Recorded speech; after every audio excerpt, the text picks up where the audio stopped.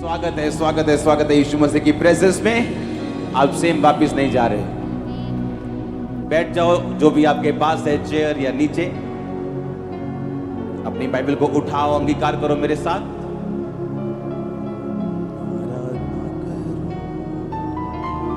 मैं पूरे दिल से मैं तुझे ढूंढूंगा। अपने हाथों को उठा के बोलो, मैं हूं यहाँ, खुदावंद मुझे यूज कर।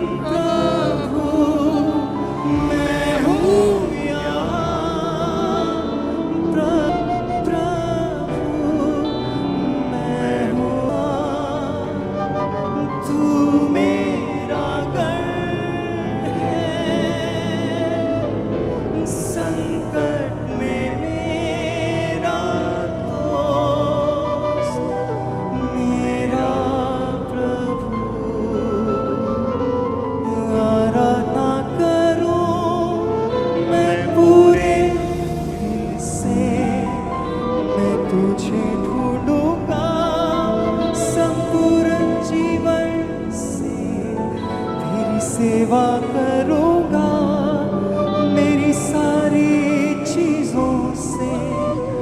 मैं हूँ यहाँ, मैं हूँ यहाँ प्रभु, मैं हूँ। प्रभु यीशु मसीह के सामर्थी नाम में हम मांगते हैं। आज का वचन आपको सेम नहीं रहने देगा। आप सेम वापस नहीं जा रहे हो। आपका परिवार, आपका जुड़ा हुआ फाइनेंस, कुछ भी जो भी आपके साथ अटैच है चीजें, आज आप सेम नहीं जा रहे हो। वापस एक नई शुरुआत के साथ जा रहे हो। और ये प्रोफेसी है, ये वर्ड नहीं आमीन हो चाह तो ये आपकी है। हालेलुया। ऊंची आवाज में बोलो हालेलुया। आप तैयार हैं वचनों को सुनने के लिए?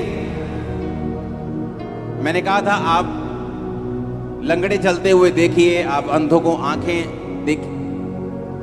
मिलते हुए देखिए, लेकिन अगर आपके पास वचन नहीं तो शैतान आपको घेर लेगा। पता है कि नहीं पता? अपनी आंखों के सामने मैंने कहा, चाहे आप लंगड़े चलते हुए देखिए। आपने हजारों टेस्टिमनी सुनी, आज आपने थर्सडे सुनी, आप हर संडे सुनते हैं, हाँ या ना? इन टेस्टिमनीज को सुनने के बावजूद भी और रिसीव करने के बावजूद भी जो चीज आपको संभाल के रखती है वो वचन है। और वचन कितने प्रकार का है? दो तरह का। एक है रेमा वचन, एक है लोगोस। रेमा वचन किसे बोलते हैं? जो परमेश्वर खास आपको देता है। जैसे मुझे दिया था, हे मेरे प्रिय भाइयों, हियाव बांधो, दृढ़ रहो, क्योंकि मसीह में की गई मेहनत कभी व्यर्थ नहीं जाती। आप मेरी बात समझ रहे कि नहीं? वो मेरा रेमा वचन था। अपने पड़ोसी को बोलो, तेरा रेमा वचन क्या है? वो तेरी हेल्प करेगा परमेश्वर से वो चीजें लेने के लिए जो परमेश्वर चाहता है। उसे क्या कहते हैं? रेमा वचन। जो कैसे मिलता है आपको? आप जब लगातार बाइबल पढ़ते हैं, रोज परमेश्वर के वचन के साथ जब आप जुड़ते हैं, परमेश्वर आपको रेमा वचन देता है। पतरस को मिला, पतरस ने कहा, परमेश्वर अगर तू ही है तो मुझे रेमा वचन दे, यानी तू मुझे मुंह से बोल कि तू पानी पे चल के मेरे पास आ। और बाइबल कहती है, यीशु मसीह ने कहा आ जा, तो पतरस पानी पे चलने लगा। रेमा वचन आपको असंभव कर देता आपकी लाइफ में, इम्पॉसिबल पॉसिबल कर देता। जो रिपोर्ट है ना आपके हाथ में इम्पॉसिबल वाली, ठीक नहीं हो सकती, पॉसिबल होगी आज इस फायर से। ये रेमा वचन कर सकता है। आमीन। उसने मेरी लाइफ में किया जब मैं निराशा में था और लगता था कि यीशु मसीह से भी ये काम नहीं हो सकता, लेकिन परमेश्वर में चल रहा था कि चलते हैं, अब और कोई रास्ता नहीं है। मुझे जीवित परमेश्वर के बारे में मालूम है, यही वो जीवित परमेश्वर है जो मुझे मिला है। लेकिन रेमा वचन मिलने के बाद कि हे मेरे प्रिय भाइयों, हियाव बांधो, दृढ़ रहो, क्योंकि रोज 2 घंटे मुझे बाइबल पढ़नी पड़ती थी। इसलिए नहीं कि मैं परमेश्वर से बहुत प्यार करता था, इसलिए क्योंकि वो बाइबल पढ़ने से मेरे मेंटली अपसेट के जो दौरे, अटैक थे, वो कम हो जाते थे। तो मुझे बाइबल पढ़ना मेरी मजबूरी थी। बाइबल पढ़ने से मुझे आराम मिलता था और दुष्ट आत्मा के अटैक कम हो जाते थे, और इसीलिए मैं बाइबल पढ़ता रहता था। और जब बाइबल पढ़ने की आदत पड़ गई, बाइबल पढ़ते पढ़ते एक वचन मेरे सामने आया और मुझे लगा कि नहीं, ये वचन आम वचन नहीं, ये परमेश्वर ने मुझसे आज खास बात की है। और उसी वचन के जरिए मैंने मेहनत करनी शुरू की और आज मैं आपके सामने हूं। आमीन। मेरे लिए वो वचन था, आपके लिए कोई भी हो सकता है। किसी के लिए कोई भी वचन रेमा वचन बन सकता है। रेमा वचन वही बाइबल का लिखा हुआ वचन ही होता है, लेकिन जब आप रोज बाइबल पढ़ते हैं, एक दिन कोई ना कोई वचन ऐसा होता है जो आपके दिल में घर कर जाता है और आपको मालूम होता है कि ये आज मैंने सिंपल वचन नहीं पढ़ा, आज परमेश्वर ने इस वचन के जरिए खास मुझसे बात की। लेकिन लोगोस वचन, जो लिखा हुआ वचन है, उसे पढ़ना भी जरूरी है, क्योंकि शैतान रेमा से नहीं, वो लोगोस से हारता है। आपकी लाइफ में मिरेकल रेमा वचन से होता है, जब परमेश्वर आपसे बात करता है। लेकिन जब शैतान आपकी परीक्षा करता है, वो आपको रेमा वचन के बारे में नहीं, वो आपको लोगोस से, आपके माइंड में आपकी परीक्षा करता है। यीशु मसीह के पास आके उसने बोला, पत्थरों को बोलिए क्या बन जाए, रोटियां बन जाए। और यीशु मसीह ने रेमा वचन का यूज नहीं किया कि थोड़े दिन पहले मेरे लिए आकाशवाणी हुई थी कि मैं उसका प्रिय बेटा हूं, वो मुझसे बहुत खुश है। यीशु मसीह ने लिखे हुए वचन का यूज किया और कहा कि शैतान, लिखा है इंसान अकेली रोटी से नहीं परंतु परमेश्वर के मुख से निकले एक वचन से जिंदा रहेगा। आमीन। कितना इंपॉर्टेंट है लिखा हुआ वचन आपकी लाइफ में होना, कितना जरूरी है जो बाइबल आपके हाथ में है, इसे रोज पढ़ना। नहीं तो जितने मिरेकल्स आप देखते हैं, जितने मिरेकल्स आप रिसीव करते हैं, जितना सामर्थ आप रिसीव करते हैं, उसके बावजूद शैतान आपको धोखा दे जाएगा अगर आप इस वचन को नहीं पढ़ते तो। इमेजिन करो, लंगड़े चलते हुए देखना, पागलों को संगलियों से आजाद होते हुए चर्च में देखना, 25 साल बाद प्रेगनेंसी देखना, लंगड़ों को चलते हुए देखना, बॉर्न क्रिपल को चलते हुए देखना, और फिर भी शैतान से धोखा खा जाना, क्योंकि हमें लगता है कि हम परमेश्वर को पूरी तरह से जानते हैं। लेकिन बाइबल कहती है परमेश्वर के कामों को जानना और परमेश्वर को जानना, ये दोनों अलग अलग चीजें। बाइबल कहती है उसने इजराइलियों पर अपने काम प्रकट किए और मूसा के ऊपर अपनी गति प्रकट की। आनंदित हो जब परमेश्वर काम करे, खुशी मनाओ जब वो गवाहियां दे। हम हर रोज प्रार्थना करते, परमेश्वर हमारी गवाहियों के टेस्टिमोनीज के लेवल को बढ़ा और सामर्थ्य दे, और लंगड़े चलाने की और मुर्दों को जिलाने की। लेकिन साथ साथ हम ये भी ध्यान रखते हैं कि जिस चीज ने हमें संभाल के रखना है और शैतान से बचाना है और उस पर वार करने का हमें ताकत देनी है, वो परमेश्वर का वचन है। अपने पड़ोसी को बोलो, रोज पढ़ना है, आराम से, ध्यान से, फोकस से और आत्मा से इसे पढ़ना है। आमीन। अगर आप बाइबल को पढ़ने की आदत डाल लेंगे तो जब शैतान आपकी परीक्षा करने के लिए आएगा, आप उसे दबा देंगे अपने पैरों के नीचे। मैं आपको सच कह रहा हूं, क्योंकि जब वो अपने क्वेश्चंस के साथ आता है तो आपके माइंड में आता है।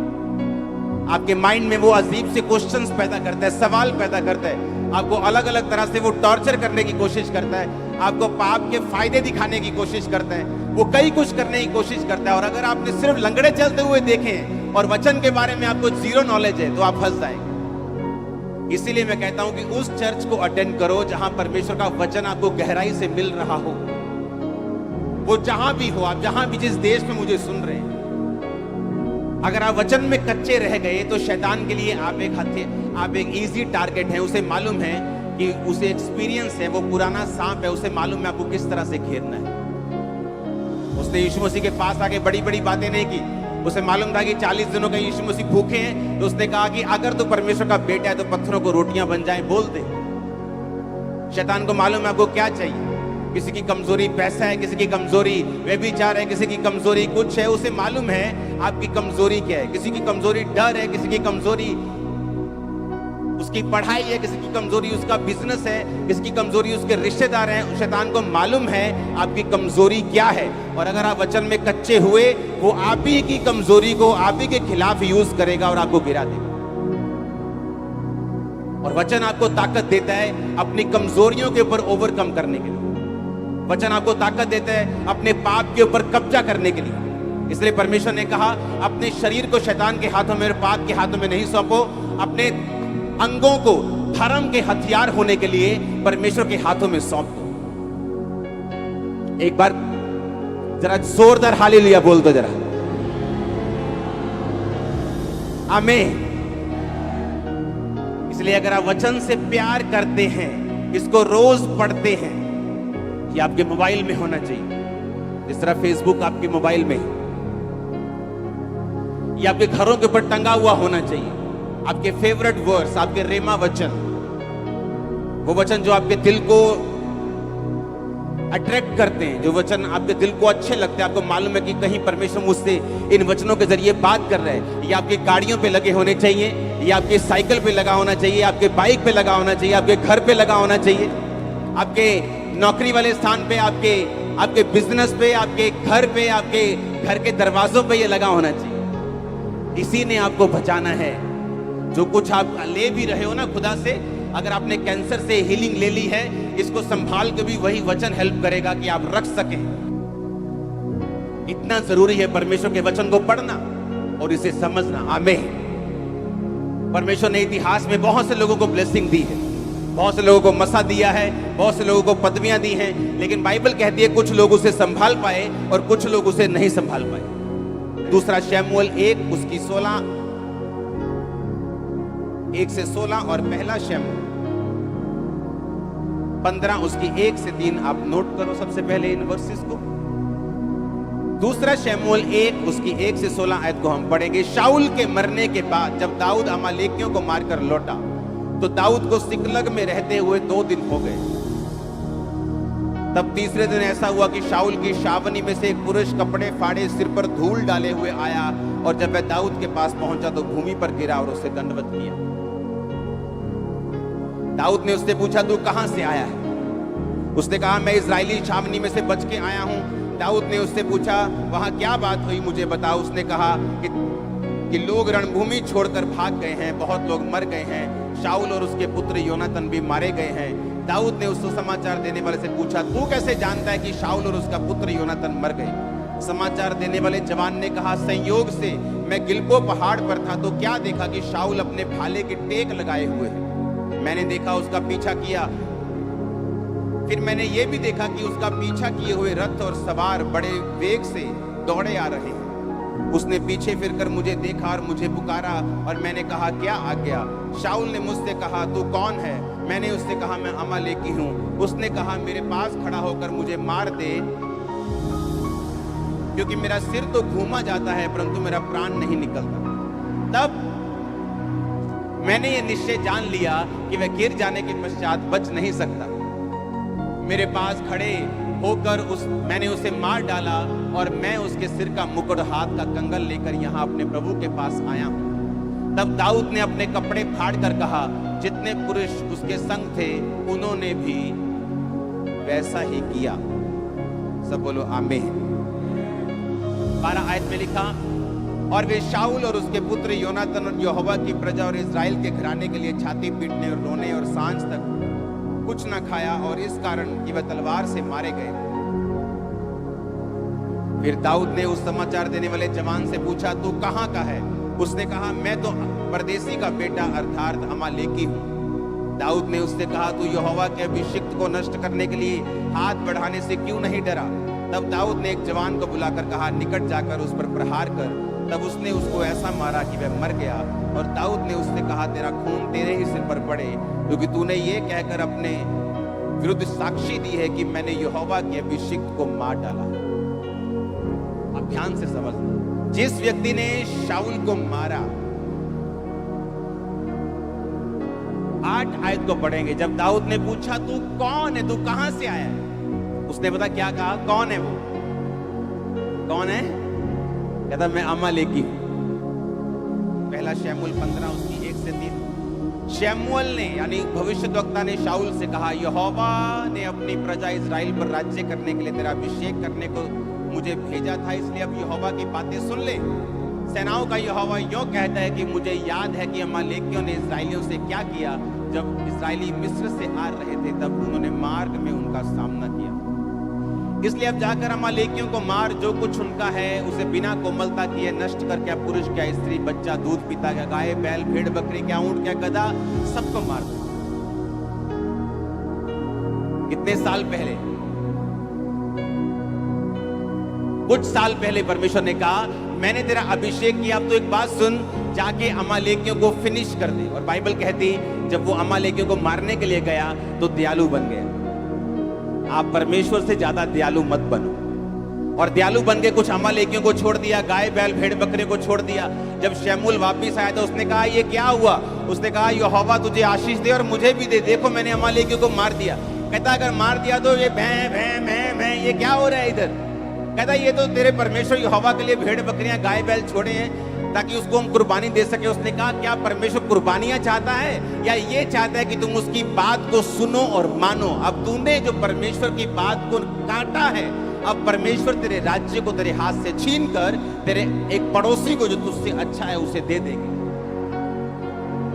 आज परमेश्वर जिस व्यभिचार को आपको छोड़ने के लिए कह रहा है, आप बोलते हो नहीं नहीं परमेश्वर क्या पता, परमेश्वर तो है ही बोरिंग परमेश्वर है, क्या ये नहीं करना वो नहीं करना, है ना? और कल को वही व्यभिचार जब एक आदमी को खत्म कर रहा है, उसके परिवार को फिनिश कर रहा है, उसके फाइनेंस को फिनिश कर रहा है, फिर वो रोता है, फिर बोलता है कि लाइफ इज ए स्ट्रगल। परमेश्वर ने कहा तुम मुझसे अधिक धर्मी हो सकता है क्या? तुम मुझसे अधिक दयावान हो सकता है क्या? जब परमेश्वर की बात को उसने सुना, उसको लगा कि परमेश्वर थोड़ा ज्यादा कठोर हो रहा है, एक दूध पीते बच्चे को मारने की क्या जरूरत है? लेकिन परमेश्वर जानता था कि जिस वंश को तू छोड़ रहा है वही वंश तेरे सामने खड़ा होगा और वही तुझे मार देगा। और इसलिए दाऊद ने जब कहा तू कौन है, तूने जो शाऊल का सिर काट दिया और उसको मार दिया, तू कौन है, तू कहां से आया है? दाऊद को शक हुआ, उसने जानबूझ के उसने एक स्पिरिचुअल क्वेश्चन पूछा, तू कौन है, तू कहां से है? उसने कहा मैं अमालेकी हूं। दाऊद को याद आया कि ये वही अमालेकी है जिसको मारने के लिए परमेश्वर ने शाऊल से बोला था और वो फेल हो गया था, आज उसी ने उसको मार दिया। आज वही ड्रामा सीरियल जो परमेश्वर देखने के लिए मना करता है, 4 साल बाद जब वही ड्रामा घर में शुरू होता है तो दुखी होते लोग। आप मेरी बात समझ रहे कि नहीं? अगर परमेश्वर आपको कोई चीज करने के लिए बोलता है तो आप परमेश्वर से ज्यादा समझदार बनने की कोशिश मत करो। आप परमेश्वर से ज्यादा धर्मी बनने की कोशिश मत करो। आप परमेश्वर से ज्यादा ताकतवर बनने की, समझदार बनने की कोशिश मत करो। जो परमेश्वर का वचन कहता है हमें वो करना है। और बाइबल कहती है, उसने कहा मैं तो अमालेकी हूं। उसने कहा वही अमालेकी जिसको परमेश्वर ने कहा था कि इनके सभी लोगों को खत्म कर दे क्योंकि ये इजराइल के दुश्मन हैं। अगर ये रहेंगे तो इजराइल के वंश से जो परमेश्वर यीशु मसीह ने आना है वो नहीं आ पाएगा। अब हमारा युद्ध मांस और लहू से नहीं, हम अब जानते हैं, हाँ या ना? लेकिन तब परमेश्वर इजराइल को वंश को बचाने के लिए कि यीशु मसीह धरती पे आ सके, उनको अलग अलग तरह से हुक्म और आज्ञाएं देते थे, उनको अलग अलग तरह से बचाते थे। ये परमेश्वर की मर्जी थी उनकी जिंदगियों में। लेकिन जब इंसान परमेश्वर के काम को, उसके वचन को समझने में अपनी दिमागी बुद्धि का प्रयोग करता है और फेल हो जाता है, लेकिन आने वाले समय में उसे मालूम होता है ओहो परमेश्वर ने तो मुझसे ये कहा था लेकिन मैं ही करने में इसे फेल हो गया। हालेलुया।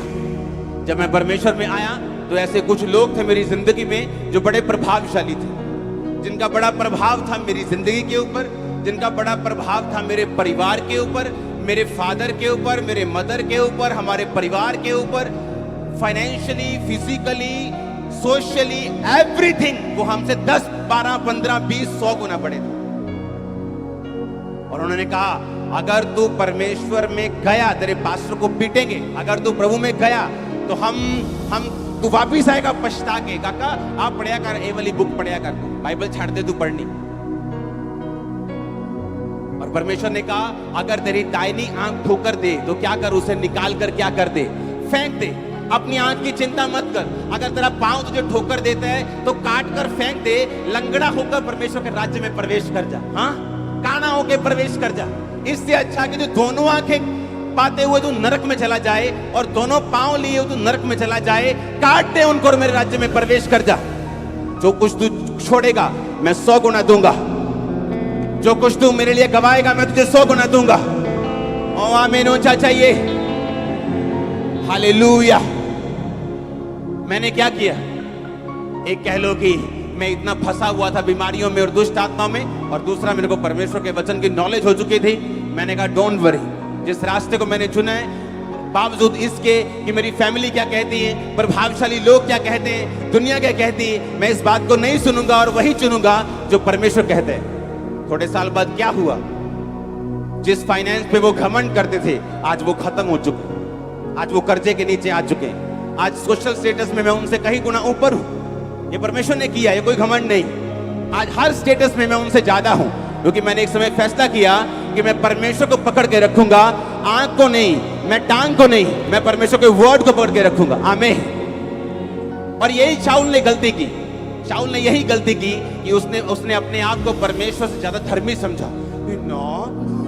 मासी दा नहीं दिल दुखाना आपा, फिर की 7 हफ्ते चर्च ना जावांगे, मासी जिस दिन फ्लाइट चढ़ के आप फिर चर्च चल जाएंगे, मासी दा दिल नहीं दुखाना। और आपको मालूम नहीं, वही मासी आपको गालियां देने वाली 4 साल बाद, और ना आप घर के रहेंगे, ना जीसस के रहेंगे, ना मासी के रहेंगे, ना घर के, ना खाट के, धोबी का कुत्ता, ना इधर का तो ना उधर। ऐसी हालत मैंने देखी ऐसे लोगों की जिन्होंने मेरे साथ बपतिस्मा लिया, मेरे जैसे एक्साइटेड, मेरे जैसे अपने घरों को छोड़ने के लिए तैयार, मेरे जैसे प्रचार करने के लिए तैयार, लेकिन एक दिन फैमिली आके बोलती है, ए काका जे तू जाना है चर्च ते फिर देला ना तेरा ब्याह करना, ना तेनू दुकान से हिस्सा देना, ना तेनू आ करना, सरेंडर कर दिए, चलो शादी हो जाएगी। अब शादी में बीवी रोज मारती है। सच कह रहा हूं मैं झूठ नहीं कह रहा हूं, पुलपिट पे हूं। मारती, मैंने कहा ऐसे मारती, फिजिकली मारती। जो लड़का किसी लड़के की बात सुनता नहीं था, उससे लड़ता था, आज बीवी उसे मारती है। आज घर वाले कुछ नहीं दे रहे, कारण क्या? परमेश्वर बोलेगा, वो बोलता है, अगर तुम मुझे छोड़कर संसार को चुनेगा, यही संसार तुझे शर्मिंदा भी करेगा, तुझे नीचा भी करेगा। अगर तुम मुझे चुनेगा, मैं 100 गुना तुझे आदर दूंगा और ऊंचा करूंगा। दाऊद ने कहा, कौन है तू? उसने पहले पूछा, आपको मालूम, उसने पहले पूछा 3 आयत, उसने पूछा, उसने कहा तू कहां से है? 3 आयत पढ़ेंगे। उसने कहा तू कहां से? 8 आयत में उसने फिर पूछा, उसने कहा तू कौन है भाई? उसे मालूम था कोई स्पिरिचुअल कनेक्शन है ये। उसने कहा तू कहां से, तू कौन है, तू कौन है?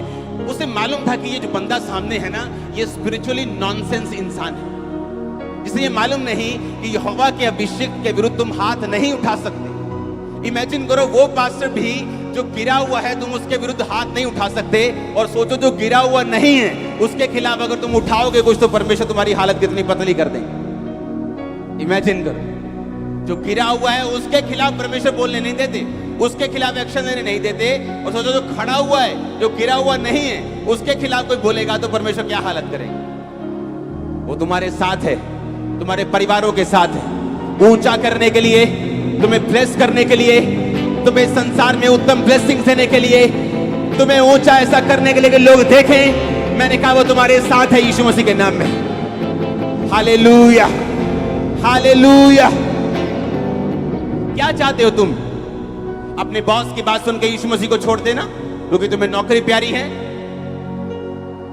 वो तुम्हें खुद बॉस बना देगा अगर तुम खड़े रहोगे तो।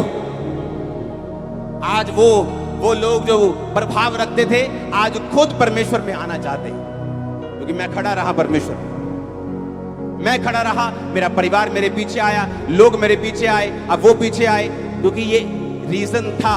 परमेश्वर ने कहा, आपको मालूम, जो लोग आपका विरोध करते हैं, एक्चुअल में परमेश्वर उनको ब्लेस करना चाहता है, और शैतान उन्हीं को यूज करता है आपके खिलाफ।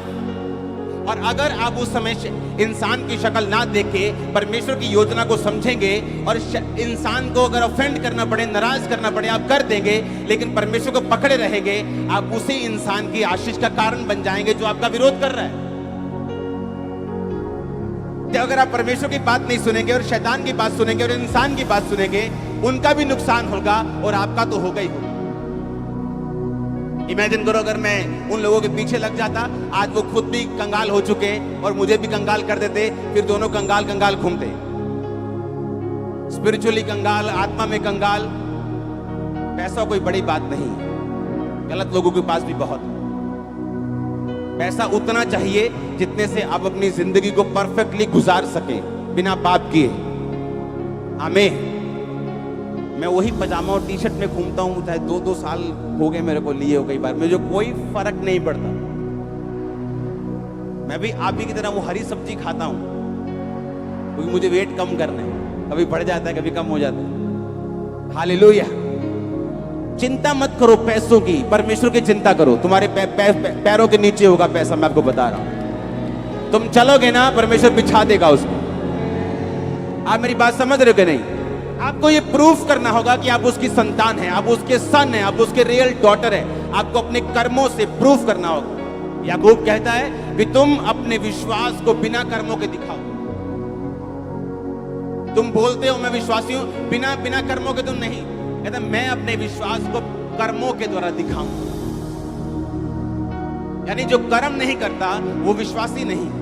आपके कर्म बताते हैं, परमेश्वर में लिया गया स्टैंड बताते हैं। जो चीज परमेश्वर आपको आज मना कर रहा है वो आपको दुखी कर सकती है, वो आपको नाराज कर सकती है, आपको थोड़ी मुश्किल में, दुविधा में डाल सकती है, लेकिन याद रखो वो आपके लिए लाइफ सेविंग रेमेडी है। अगर शाऊल इस बात को समझता कि परमेश्वर ने क्यों अमालेकी दूध पीते बच्चे को भी नाश करने के लिए क्यों बोला, तो वहां वो मरता ना। मैं आपको गारंटी देता हूं। आप प्रभु से ज्यादा धर्मी मत बनिए, परमेश्वर से ज्यादा आप चालाक मत बनिए, प्रभु से ज्यादा समझदार मत बनिए। उसको मालूम है कि फ्यूचर में शैतान आपके लिए क्या रख के बैठा है, और परमेश्वर को यह भी मालूम है कि वो फ्यूचर में आपको क्या देना चाहता। आप मेरी बात समझ रहे कि नहीं? इसलिए जो लोग वचन को नहीं समझते, जो लोग वचन को नहीं जानते, वो अपनी लाइफ में एडजस्टमेंट के साथ चलते हैं। जिधर पलड़ा भारी उधर के हो गए, जिधर थाली का बैंगन इधर संसार भारी तो संसार की तरफ हो गए, आत्मा में भारी तो आत्मा की तरफ हो गए। ऐसा परमेश्वर नहीं चाहता। वो चाहता है जो स्टैंड आपने लिया है, जो जिस बात पे आप विश्वास करते हैं उस पे खड़े रहें, परमेश्वर के वचन पे अड़े रहें, ताकि आप गवाहियों के साथ वापस आ सकें। मैं आपको अनॉइंट करता हूं, मैं आपको मसा करता हूं, आप टेस्टिमनीज के साथ वापस आ सके। मैंने कहा मैं आपको अनॉइंट करता हूं। आमीन हो। चाहिए बरकत आपकी है चर्च। हालेलुया। आप इन बातों को समझ रहे कि नहीं? एक वर्शिपर लड़की को परमेश्वर ने कहा कि तू मैरिज मत कर। एक पास्टर उसको मिला उसकी लाइफ में, वो भी सेवा करता था, वो भी सेवा करती, उसने प्रभु को मनाना शुरू किया। प्रभु वो भी सेवा करता, मैं भी सेवा करती, इकट्ठे बचा लांगे अब रूमान। हाँ, पास्टर है फिर भी है ना, प्रभु का दास है, ये है वो है, बंदा फिर ना करता फिर पूरियां परमेश्वर सामने। शादी हो गई, अब उसे मालूम था मैरिज होने के बाद वो यूज नहीं हो रही, प्रीच तो कर रही है लेकिन उस तरह से इस्तेमाल नहीं हो रही, क्योंकि परमेश्वर का हुक्म था। सबको ये हुक्म नहीं है। आप मैरिज कर सकते हैं, सेवा कर सकते हैं, सेवा बढ़ेगी भी, वो बात नहीं। हर केस अलग अलग है, और जब सालों साल इस्तेमाल नहीं हुई, मैरिज भी फेल हो गई, एक दिन आया डाइवोर्स हो गया, बुढ़ापे में जाके इस्तेमाल हुई, उसकी सेवकाई से बेनीहीन बचा। हम जितना मर्जी कोशिश कर ले परमेश्वर को कुछ समझाने की, लेकिन जो परमेश्वर ने कह दिया वो हमारे फायदे के लिए। जब अपने स्पिरिचुअल फादर के चर्च में होता था, परमेश्वर मेरे एक एक रुपए को मेरी जेब से खाली कर देते थे। लाखों रुपया मेरी जेब में होता था और परमेश्वर बोलता था दे ही जा बस। और मैं बोलता था कि परमेश्वर तू श्योर है ना, मेरे पास जाते वक्त सिर्फ टिकट बची है और 1 रुपया भी नहीं है, और मैं इंटरनेशनल पास्टर हूं और मेरी जेब में पैसा नहीं है, देख ले कैसा लगेगा। और परमेश्वर कहता था देता जा, और मैं आते जब पहुंच जाता था थैंक्स करके कि पहुंच गए भी, जलंधर पहुंच गए। आके मैं बोलता था कि अब हम 2 गुना 3 गुना बढ़ेंगे। लोगों को लगता था ऐसा क्या कराए हो तुम 2-3। मुझे मालूम था मैं परमेश्वर के वर्ड को, उसके बात को फॉलो कराया हूं, मैं प्रार्थना में रहा हूं, मैंने परमेश्वर के वचन को इग्नोर नहीं किया। अब हम बढ़ेंगे। रिकॉर्ड ब्रेकिंग गैदरिंग्स होती थी, लोगों की समझ में नहीं आता था कि ये हो क्या रहा है। वो एक नतीजा था पीछे बैकग्राउंड में परमेश्वर की आवाज को सुनने का और उसकी आवाज को मानने का। आमीन। अगर आप परमेश्वर की फिर आवाज को सुने, फिर कंप्यूटर में आपको गैदरिंग्स बनाने की जरूरत नहीं है। हालेलुया। फिर कैमरा एंगल घुमाने की जरूरत नहीं, फिर आपको मालूम है कि आप क्या कर रहे हो। आप मेरी बात समझ रहे कि नहीं?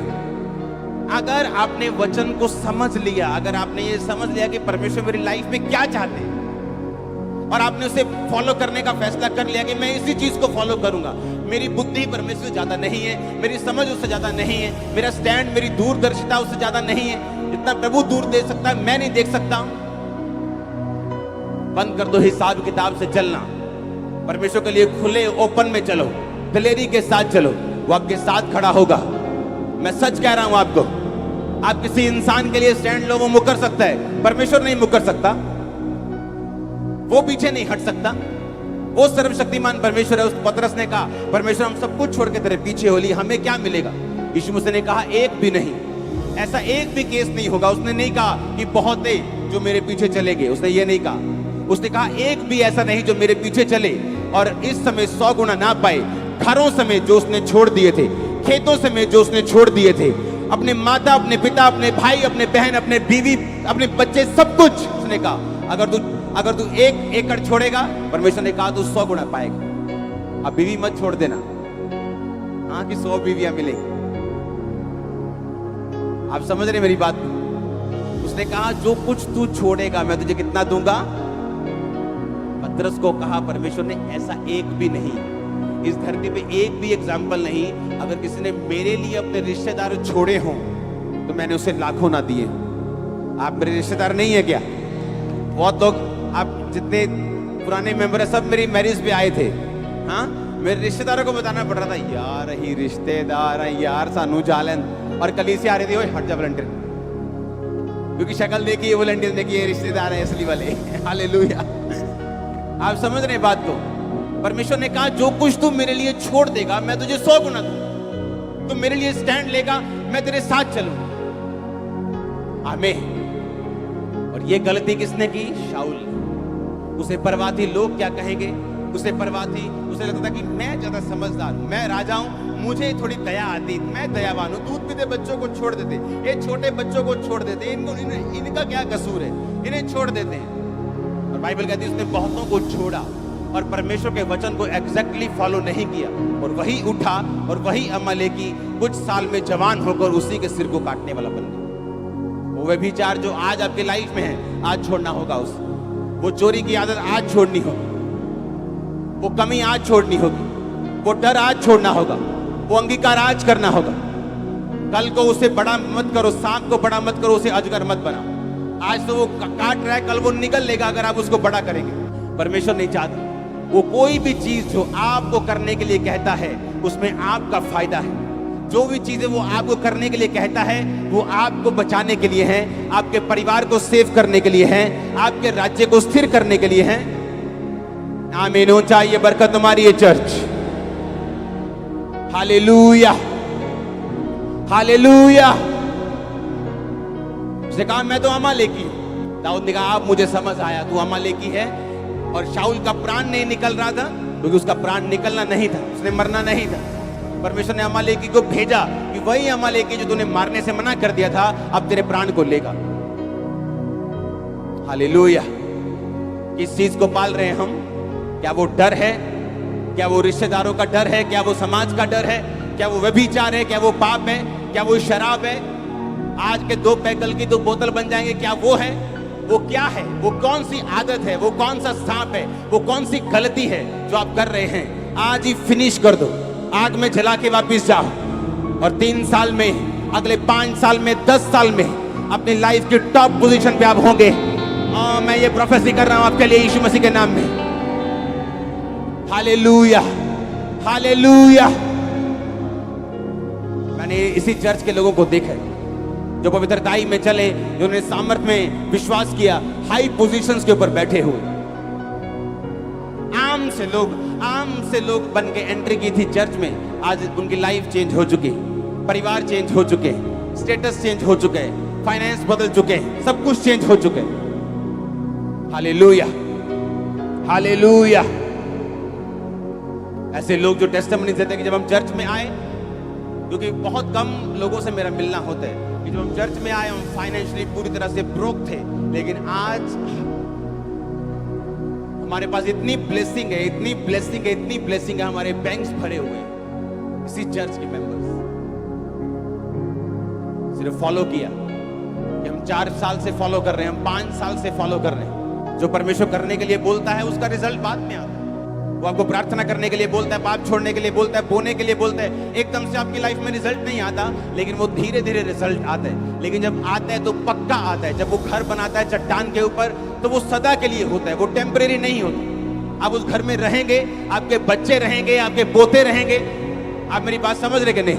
मैं ईंटों वाले घर की बात नहीं कर रहा हूं, मैं आपकी लाइफ के घर की बात कर रहा हूं, उस फाउंडेशन की बात कर रहा हूं जो आप परमेश्वर के वचन से अपनी लाइफ के लिए बना रहे हैं और अपने परिवार के लिए बना रहे हैं। आमीन, आमीन। दाऊद अपनी लाइफ के पूरी उम्र तक बुढ़ा होके, रिटायर होके, परमेश्वर में सो के गया। उसकी गद्दी से उतारने वाला दाऊद को कोई जन्मा नहीं था। क्यों? हर वक्त परमेश्वर की बात को सुनता था। उसने गलती भी की, उसको सजा भी मिली, लेकिन परमेश्वर की हुजूरी में जाना उसने नहीं छोड़ा। परमेश्वर की प्रेजेंस में गया, माफी को मांगा, हमेशा खुदाबंद की प्रेजेंस में रहता था। और बाइबल कहती है रिटायर होके गया। एक राजा का रिटायर होना, 66 लड़ाइयां लड़ना और 66 जीतना, इकोनॉमी का फिर भी ना गिरना और फिर भी रिटायर होके जाना, एक भी गलत योजना का उसके खिलाफ पास ना होना, ये परमेश्वर का हाथ था उसके सिर के ऊपर, जो मैं आप लोगों के सिर के ऊपर देख रहा हूं, जो मैं आपके परिवार के सिर के ऊपर, आपके फाइनेंस के सिर के ऊपर देख रहा हूं। आमीन। ऊंचा ये बरकत आपकी है चर्च।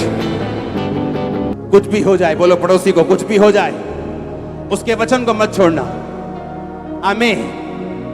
अब मुझे एक क्वेश्चन का आंसर तो, जब शाऊल ने अमालेकियों को नहीं मारा और परमेश्वर ने कहा आज से तू राजा नहीं, क्या उसी दिन से वो राजा हट गया था गद्दी से? अगले साल, उससे अगले साल नहीं, लंबे समय तक फिर भी वो उस गद्दी पे रहा। 14-15 साल तक रहा होगा और परमेश्वर की आंखों में वो राजा नहीं था। और दुनिया के निगाह में वो क्या था? आज दुनिया की निगाह में लोग पास्टर हैं, प्रॉफिट है, लेकिन परमेश्वर की निगाह में नहीं है, प्रभु की निगाह में नहीं है। मैं आपको बता रहा हूं, लोगों की निगाह में है, लोगों को मालूम नहीं। प्रजा के लिए वो शाऊल अभी भी राजा था, अभी भी राजा था, लेकिन परमेश्वर की निगाह में वो राजा नहीं था। आप जब कोई गलत काम करते, पाप करते, आपकी एकदम से ब्लेसिंग्स उड़ नहीं जाती, एकदम से अगले दिन आप लंगड़े नहीं हो जाते, लेकिन आप अपनी डिस्ट्रक्शन की, अपनी तबाही की तैयारी कर रहे होते। आपको लगता है कि नहीं, थोड़ा हिसाब से चलना चाहिए, लेकिन परमेश्वर को मालूम है वो आपको बचाना चाहता है, वो आपको सेव करना चाहता है, वो आगे देख सकता है, उसे मालूम है आगे क्या है। आमीन। अपने हाथों को उठाओ, ऊंची आवाज बोलो थैंक यू जीसस। फिर से ऊंची आवाज में बोलो ये वचन मैं मानता हूं, तुझे फॉलो करने का वायदा करता हूं। मांगो ऊंची आवाज में थैंक यू जीसस बोलते हुए।